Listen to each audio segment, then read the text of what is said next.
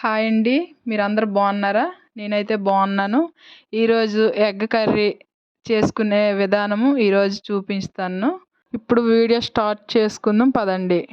ఒక బౌల్ తీసుకొని 7 ఎగ్స్ వేసుకొని ఎగ్స్ బాయిల్ చేసుకోవడానికి కావలసిన వాటర్ వేసుకొని ఇప్పుడు ఇవి బాయిల్ చేసుకునే విధానం ఇప్పుడు వీడియోలో చూపిస్తాను. ఇప్పుడు ఎగ్ బాగా బాయిల్ అయింది కదా, ఎగ్కి కావలసిన ఐటమ్స్ ఇప్పుడు ఎగ్ కర్రీ తయారు చేసుకోవడానికి ఉల్లిపాయలు, పచ్చిమిర్చి, టమాటీ, ఎగ్స్ ఇప్పుడు వండే విధానం చూద్దాం రండి. ఇప్పుడు ఆనియన్స్ బ్రౌన్ కలర్ వచ్చే వరకు బాగా కుక్ చేసుకుందాం.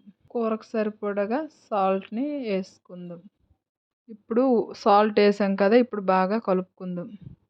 ఇందాక మనం కట్ చేసుకున్న టమాటీలు ఇందులో వేసుకుందాం. ఇప్పుడు ఇందులోనే వేసుకున్న టమాటీలు బాగా కలుపుకుందాం. టమాటీ వేగడానికి కాసేపు మూత వేసుకుందాం. ఇప్పుడు టమాటీ బాగా మగ్గింది. ఇప్పుడు ఇందులోకి 2 స్పూన్ల కారం వేసుకున్నాం. ఇప్పుడు కారం వేసుకొని బాగా కలుపుకుందాం.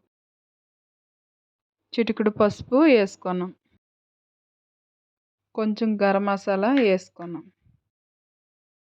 ఇప్పుడు బాగా కలుపుకుందాం. ఇందాక మనం వేపుకునే ఎగ్స్ ఇప్పుడు ఇందులో వేసుకొని బాగా కలుపుకుందాం. ఇప్పుడు ఇదంతా వేగడానికి కాసేపు మూత వేసుకుందాం.